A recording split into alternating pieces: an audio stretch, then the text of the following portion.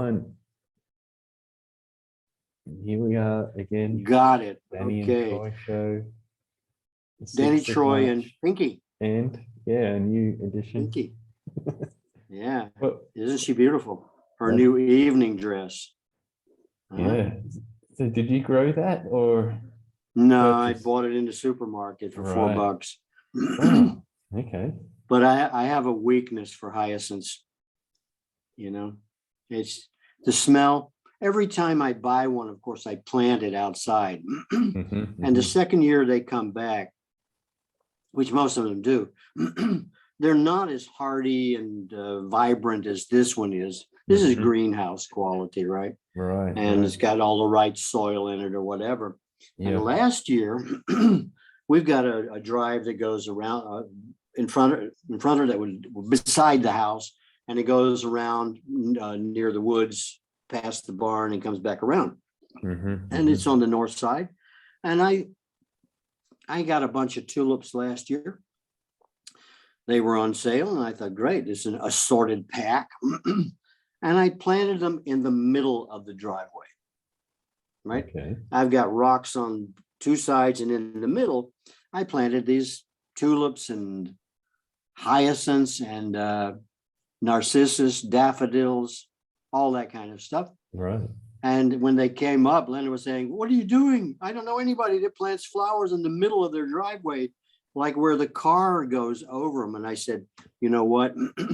At that point in time, in the spring or the near spring, which we have now, I don't drive there. Mm. Because, you know, it's some sort of self-imposed restriction, Yeah. right?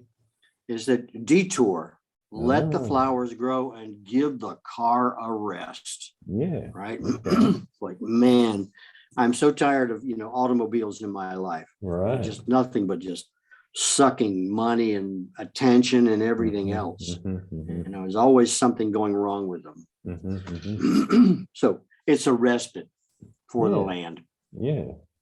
No, that's Yep. great. A good, reminder of, I mean, two values. One, that you don't want to use the car as much, and the other is to let, nature grow and let some beauty into your life. So yeah. Wow, what an idea. Yeah, You know? working together.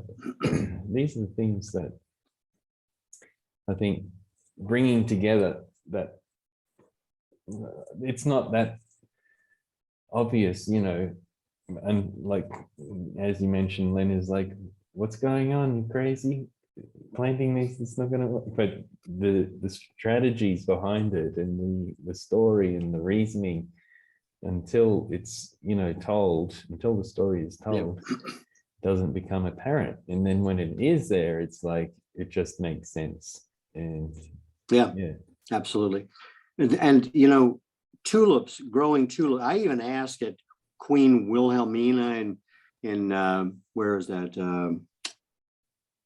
My favorite place to live, and I came to Amsterdam, just outside of Amsterdam. I went to there, and I asked one of the gardeners who was planting tulips. It's an amazing garden. It's like more flowers than you've ever seen in your life. mhm. And I asked him, I said, I just can't get my tulips to come back.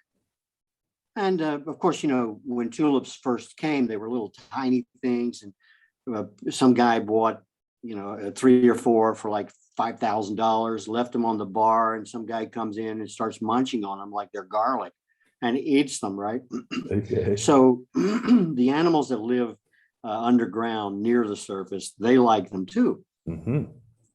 But I've got 2 places I can say, knock on wood, that they're coming back this year. And I'm so excited because I stopped planting 1. I planted 3 together. Right. It was sort of like they could, help each other and be there together and whatever.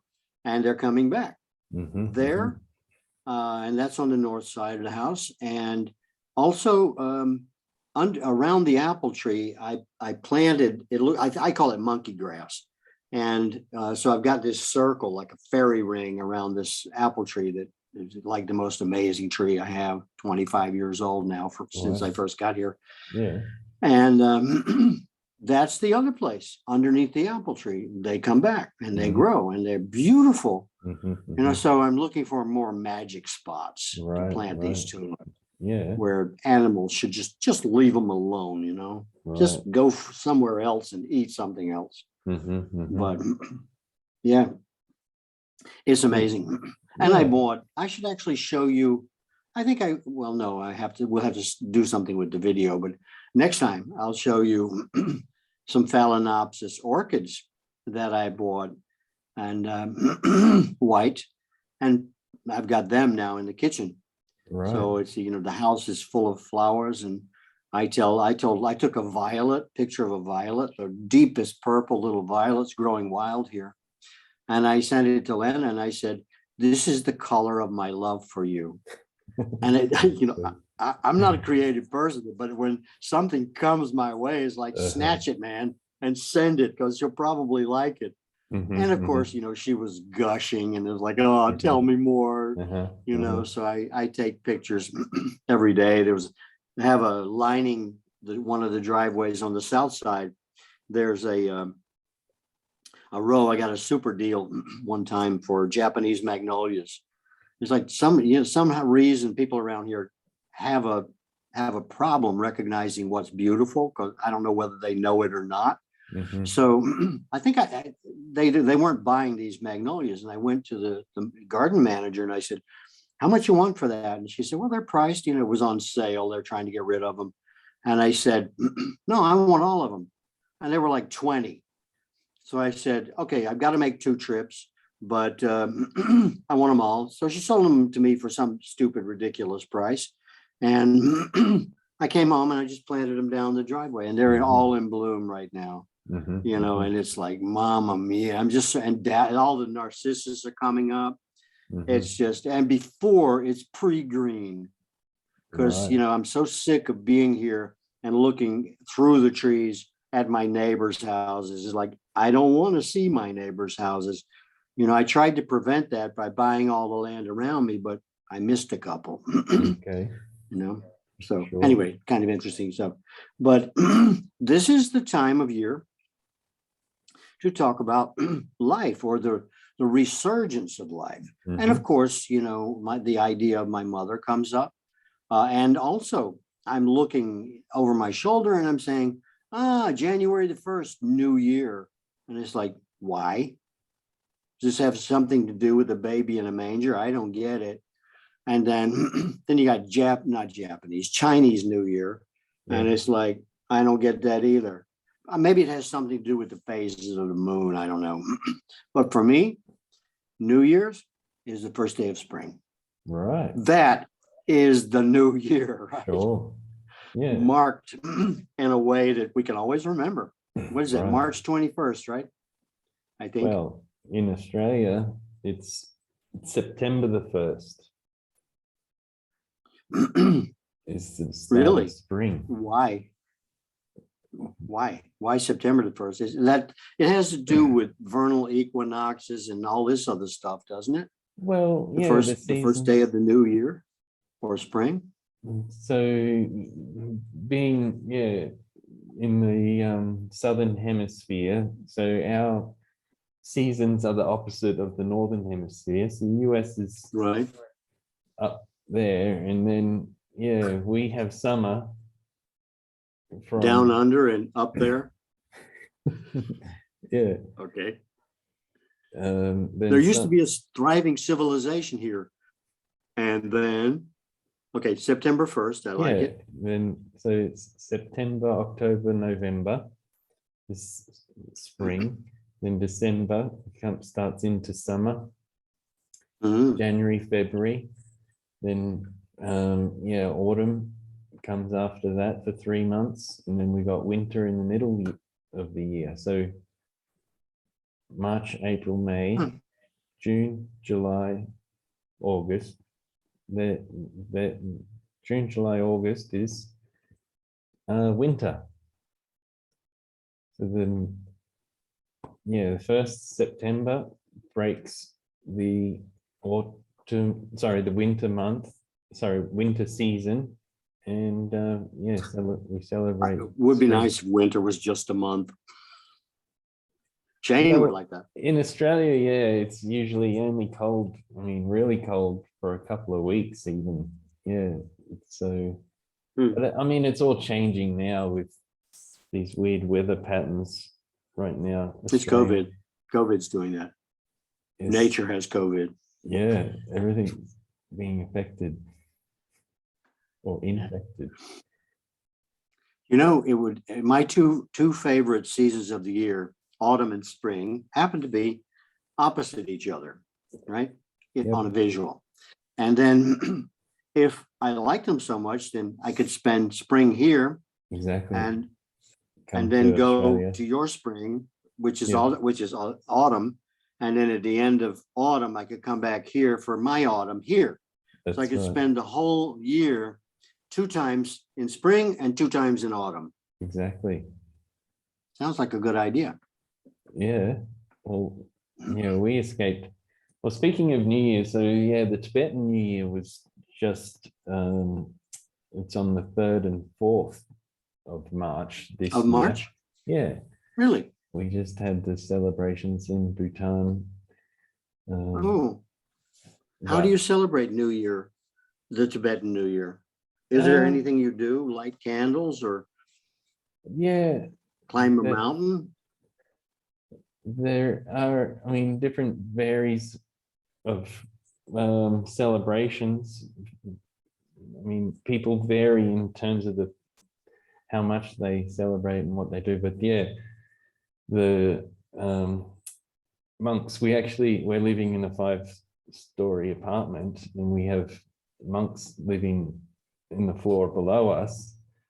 So they do what's called a puja, and they play these interesting instruments. I've got a picture of the one here. I can show you. Just give me a sec. I'll grab it. Okay.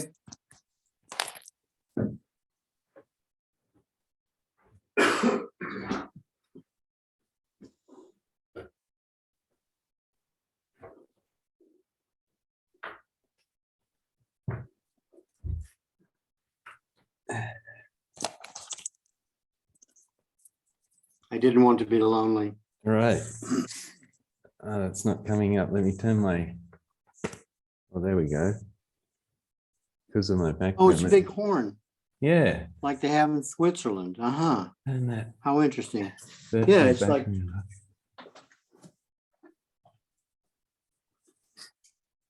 My mother went to Switzerland and she knows how much I like carved wooden figures, right?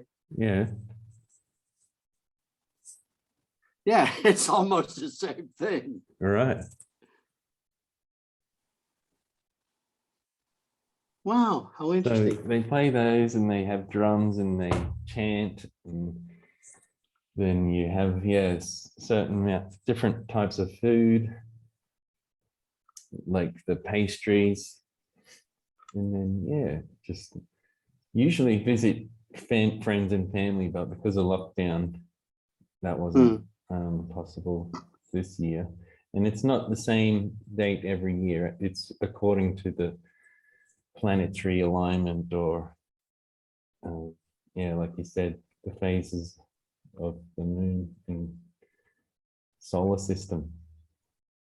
Interesting. By the way, as I edge us into a more decided conversation about renewal, and I guess, well, we're talking about life. So this renewal, right, which could be a definition of life. You've got dormancy, right? These bulbs and the trees and everything that is waiting to become this pink hyacinth has to sleep for a while. And here it is. We're now the 5th of March. And I think this thing probably, took a week or, well, let's say 5 days. So the 1st of March, somebody planted this in a greenhouse or shipped it over from Holland or whatever.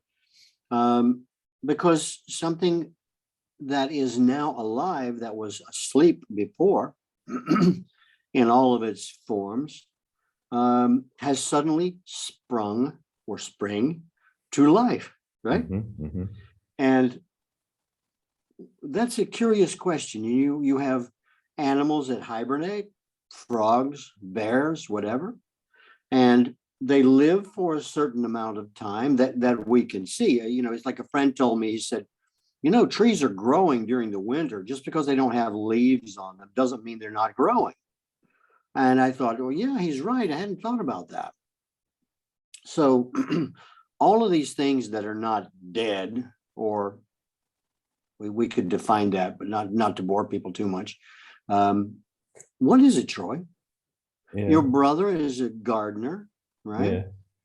And certainly he shared some of his information with you. We should have him as a guest. His name is Shane, right? He's got a business called, what's it called? Space plants. Space plants. Yeah. Yeah, I like it. He's got a new If you've got catchphrase. a space, he's got a plant. That's it. Yeah. You got this. And I do that too. I go to a hotel room, I got to buy a plant and leave it for the maid, when I go. Flowers usually. Yeah. But so what do you think it is, Troy? Enough of me. What do you think about me? That's an old LA saying. But nevertheless, what are some of your thoughts about life and dormancy? And you take it wherever you want to go with it. Well, yeah.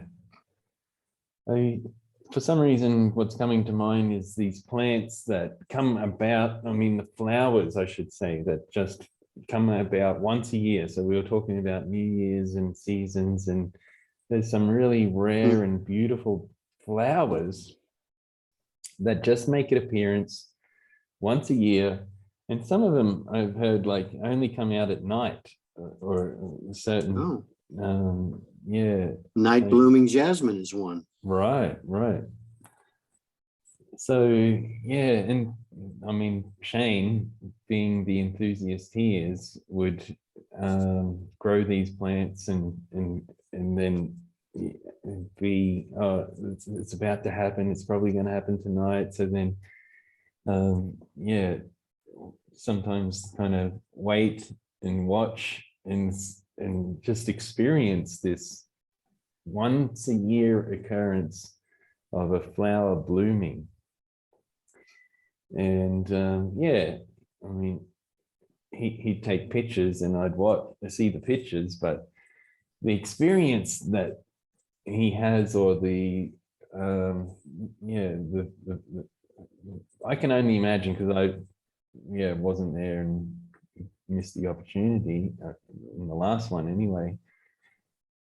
And this is something really magical that I think, for some reason, human beings can easily forget that magic, that we are and could be considered as a flower.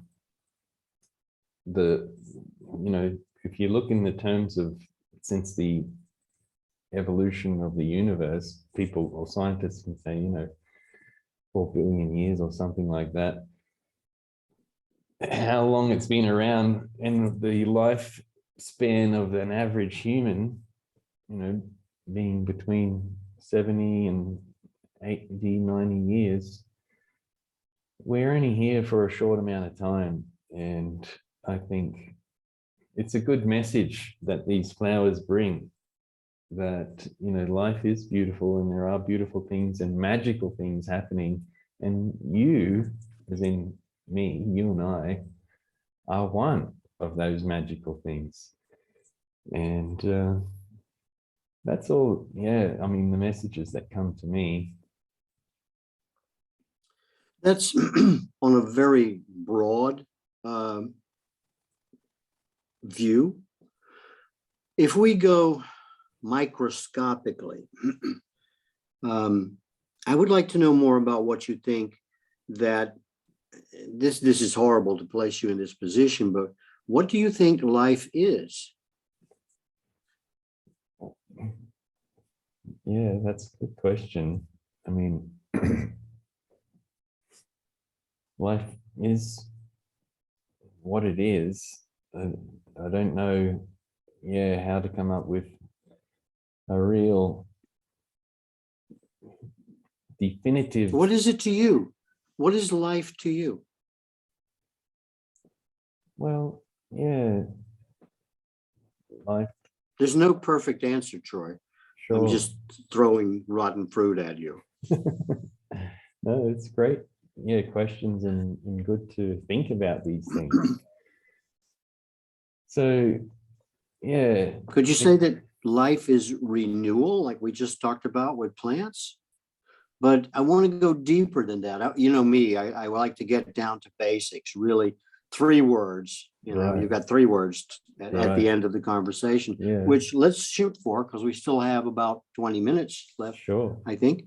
Mhm. So let's see if we can define what life is. Mhm, If we, just as a starting point, Yeah. we talk about renewal. Yeah. What happens when something comes to life? That can Mhm, be an mhm, idea, right? mhm, That can mhm. be a plant.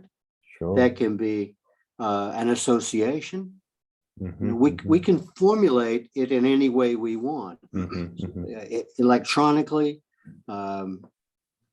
You know, put any name on it because I don't think there's just one answer we're looking for. Mhm, But I mhm. would like to know a little bit more about what life is. Yeah. Is it renewal? I mean, because if it's renewal, that my thought is that could affect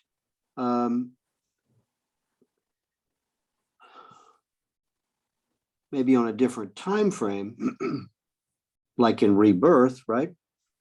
Mm. And you're in Bhutan, so you may have a better feel for it at this point in time, about being reborn, right?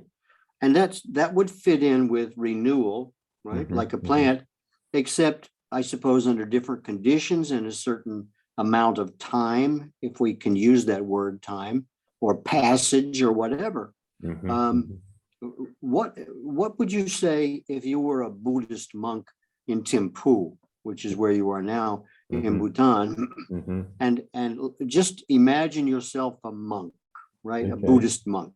Yeah. What would you say, oh holy one? So, yeah, for some reason, there's 2 kind of themes coming out. One is, you know, what is life? And the other is what is the meaning of life? So Hmm. you're asking what is life? And as the initial question, and being that, I guess, yeah, the analytical person I am, I see it as a platform. It's just a tool, a mechanism that allows us to exist. And identifying the meaning of life inside that is, yeah, sometimes rare for humans, but I think that only becomes difficult because of our complexity, our minds of overthinking it. Whereas that plant that you showed before, if it was capable of communicating somehow, I'm sure it would know its purpose in life and its purpose and be able to say, oh, well, my purpose is to be this flower, to open up at this time of year and to do that. So, but how it can do that is because it's on this platform, which is life. It allows it to exist. And yeah, that platform is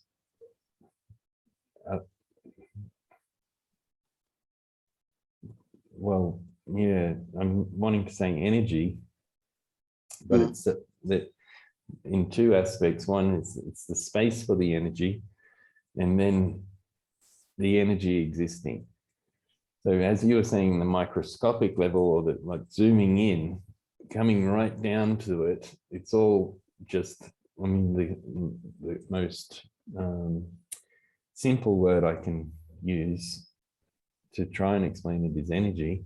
When that energy comes together, whether it's forming a plant, which is doing its purpose in life, being a plant and letting people observe it and doing what a plant does, or a human being, which is more complex because we've got brains to think about what's going on and eyes to see and mouths to talk, and but we're still here for the same purpose, to do what it is that the platform is allowing us to do, and that's to live our life. And if we can, there's something, go ahead. Yeah, use this tool, which is us as a human being, to sit and, okay, this is the Buddhist monk coming out. Now I'm playing the role of the monk.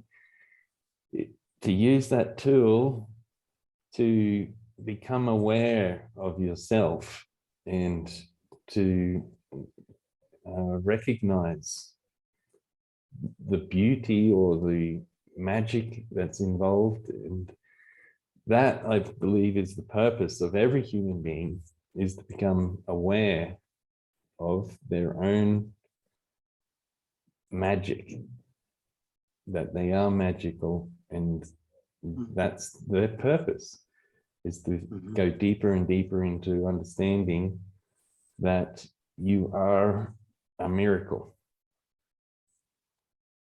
That's what I'd say if I was a monk. Very poetic, and as you're speaking, I'm having visions about, what you're talking about. And you sound a little like what I might call a quantum mechanic, right? Okay. About what you go deep enough or you go small enough, and things become understood rather well, without all the complexities, that we put on things. And as in quantum mechanics, as much as I know, it's, as I understand, nothing exists unless it's observed. So I'm stretching it a little bit, but if you're looking at this flower, right, which is being observed, then let's just take person A, then a sense of beauty, a sense of smell, which is, a very acute sense in humans, it can be affected in a way in which it brings out a greater appreciation for the message, I believe you were saying, that it's here to tell. And that platform is on the physical plane, at least in one way of looking at it. And if you don't get a chance to see a beautiful flower, you miss that whole experience, which I think in its beauty really allows people to see beyond themselves to something natural, something that conveys beauty, which is truth, right, according to some thinking, and that this is what it's all about, right? It's not about accumulating a huge amount of money so you just leave it to somebody else when you die. It seems rather pointless. But if I'm in the country right now, but if you look at my grandmother, for instance, who's no longer with us, on the physical plane anyway, and she loved flowers. And when I first got here, I would drive around and I would see all these little tenant shacks for when, people were tending some landowner's land to get a portion of the profit, which they never got. It's all this same formula and applied in different places. But I would see beside these houses, more than one, many, a daffodil or a narcissus or, paperwhite or something like that. These are great survivors. Right. And I only could imagine that the woman of the house, had one love that guided her life. And it was that flower, and that waiting for that flower to come gave her a sense of purpose and anticipation and expectation, and a way of monitoring her own life. You know, I mean, we've abbreviated it here. I just, went to Food Lion and bought a narcissus for $4 and bring it home and talk about it. Yeah. And people talk to plants. Ask Shane, he may have some good conversations to share. But if we look at it on a quantum basis, and I'm just guessing, because I'm not one of the guys, that what we're talking about on a very, very slow platform is available when conditions are right for life, for coming into being, for manifestation of truth and beauty. And wouldn't it be a great place? I think my planet would be if that's what people were concerned about. Exactly. Right. Tolstoy once said, I think it was Tolstoy, said that beauty will save the earth. Right. And that doesn't mean having, huge machines to play with to crush rocks and destroy forests, but that's fine for them. But does it serve life in general? We snuff it out all too often, whether it's a fish, right? And how many, I was down at the beach a couple of days ago, and two guys were hauling in, their backs were bent, and they were hauling in half a tuna. Wow. And I'm thinking, why is that fish there, right? We could go on another platform, and say, well, it's to feed humans and blah, blah, blah, blah, whatever, drone, about the good of life. And it's like, do you really believe that? Or is it just, you got lucky, bought a fish, half a fish for a huge amount of money, and now you cut it up into little pieces and make more money on it than you bought it for? And that's what life is all about. And it's like, I just want to throw up every time I hear that, which is probably one reason why I'm not super wealthy person. I think I have the potential, but I just can't rationalize it. That I think, and this may sound really stupid, but I hold in my hands now a great fortune. Sure. Right. Yeah. And can't keep it forever. Fortune is really fickle. She comes and she goes, and she does what she wants. And if she chooses to visit here, and I think to a large extent that amount of truth, or that truth that's being conveyed to me as I see it now, is like, or a life, for instance, like my mother, a beautiful flower. Yeah. And I just cannot accept that she's gone forever. With that mentality, it doesn't make sense. If we're talking about life, and we're talking about renewal, and we're talking about beauty and truth, I don't know if I'm exceptional or not, but I hold my mother, and I always will, in a very high and special place of loving life, sharing life, enjoying it, appreciating it. And she died 3 weeks ago, and it's like, she can't be dead. What a horrible thing. She's in transition. Sure. That she actually, the body she was in actually wore out, from the Depression, from World War II, from, life, if you can call it that, in a small town in the South. People just don't appreciate and what life is. Right. But then when a woman in a tenant house with 6-12 kids or whatever, they were looking for people to help them run the farm, and had to have the ability to see life and love in everything. Yes.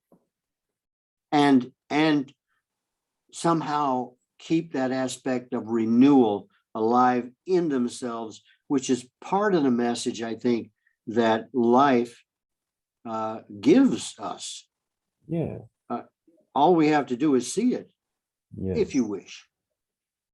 Yeah, exactly. I think that's the purpose of life, is to recognize life, the love and life exists. I mean, it's kind of an infinite loop. The platform exists for us to recognize love and life in everything, in that plant, in, you know, human beings, in technology, in application of technology. But yeah, some people can express that, and when you see them, I actually, I'm going to jump to a phrase I heard once where they were talking about the same sort of thing, but talking about peace. So peace within yourself, and when you have peace within yourself, it's like putting on a hat. If peace was a hat and you put that hat on, you would look amazing. You'd look great in that hat. And wearing peace or expressing peace is what people can recognize. And that's what I'm saying. This flower is expressing peace. And that's what I can see and I recognize, and it makes me think, wow, that's beautiful. You can see peace in, you know, a sleeping baby, you can, or a laughing child, or, you know, a famous painting. And that is what we are drawn to. And I believe that is the purpose, to have these moments. The purpose of life is to recognize peace in everything and love in everything. And I think, you know, people, you know, would say perhaps your mother was someone that could express that, and you saw that. And now, even though she's not here, that fundamental of her is coming through, like in this flower. You know, I see peace as all things working together, right? Okay.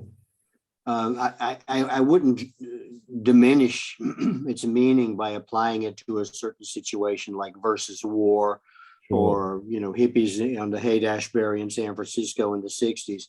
It's it's something that allows that platform to occur. Right. Right. It's a state of things. And that state of things can be everything or just a few things, depending on the amount of beauty or peace or love, or all those words for me, all those positive words are signposts, right? If you can see them, about, you know, what it takes to be at peace, to be satisfied, right? I mean, a picture, a painting of something like this, I would think, well, you know, I can touch up here, I can do a little, but you know, that's a picture. I can touch that up all the time. But this thing, you know, it's got 3 flowers, 3 stalks coming from it. Two of them small, and I'm looking for my understanding of the meaning of this plant. Right. Yeah. Its composition, its rewards, its advantages. Of course, to me, that's the mode of my perception. But you know, Shane might look at it a different way. I'm not saying he does, but he may. And Wilhelmina's garden, you know, in the Netherlands, is another expression of the science of gardening, I think, because, you know, they've got these suckers so close together that it looks like, and a huge field next to it where they're growing like billions of tulips. in, you know, in streets. That's the only thing I can think of, Right. you know, of tulips with a Right. little walk space between them, I guess, for the gardeners or whatever. Yeah. And that's a lot of beauty, but it's done along a constructivist theme, right? Yeah. And then within the garden itself, it's like, wow, wow, wow. And it's the impact of the color and the smell and the design. So people can play with that idea, you know, of how do I utilize beauty in my life? How do I utilize my life? You know, what is it about? And now we're getting, you know, pretty deep. I'm going to shut up. Somebody's already disagreeing. Fine. I don't, you know, disagreeing, that's a curious word, because it means to me, you're not agreeing with me. Right. You disagree. It's like, Right. I'm not looking for agreement. I'm looking for you to tell me what you think. Right. Because I never learned anything talking. Sure. So I must be pretty stupid. No, I think you've got some great wisdom there. And it's, I mean, the good thing I believe is to think about these things and to talk about them. And people go through their lives without really acknowledging what's happening. And because, I mean, we get so caught up with day-to-day things, you know, got to get to school, got to get a job, we've got to pay the bills, you know, got to buy a house. But those that are, I guess, lucky enough to have some space in their life to think about it, to watch these sorts of conversations, have that opportunity to really go deep and to find beauty in in themselves and in, you know, flowers, and to set up situations that allow for that. Now, we were talking Nicely about put. things happening once a year. Now, those people working on those flower farms, they probably, I don't know, but I mean, in that sort of environment, you'd get used to it. It'd fade away. The first day you see the flowers, or you see one flower, it might be, wow, that's an amazing flower. There's so much beauty in that. I recognize that in myself, and, you know, this is what the meaning of life is. Next day they come, oh yeah, there's that flower again. Oh wait, there's a whole row of them.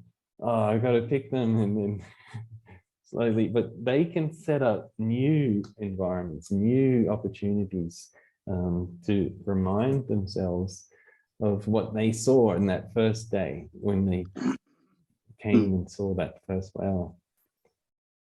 So that's, I think, another purpose or meaning of life, is to have these reminders and the invitation to become involved in growing things.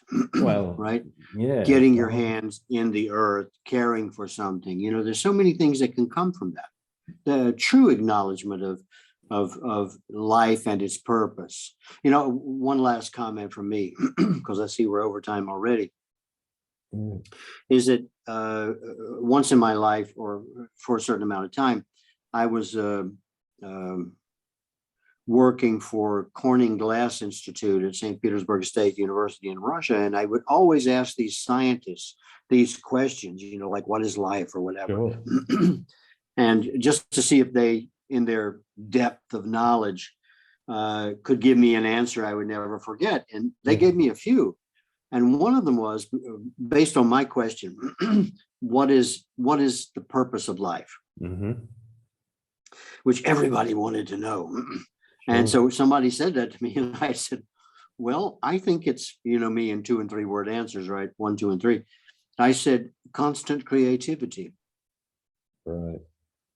And, you know, I thought that was a pretty good answer, actually. Yeah. That the purpose of life is constant creativity, which for me means it defines life.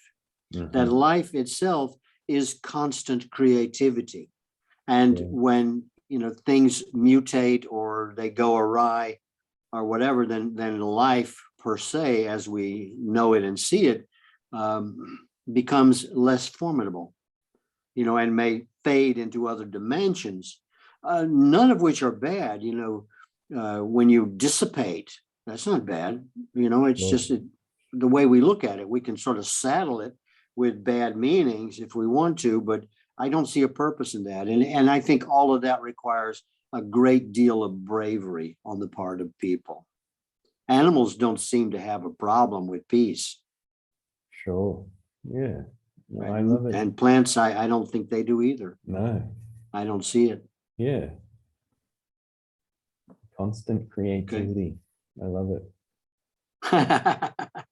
Now to do it. Okay. Thank you, Troy. Okay. Been always enjoyable. Shall we do another one tomorrow? Yep. I'm good tomorrow. Yep. So We'll cook up thanks. something to talk about. Yep. Yeah. All right. Great, Danny. Thanks See you, everybody brother. for watching. I'm gonna Yep. Absolutely. Okay.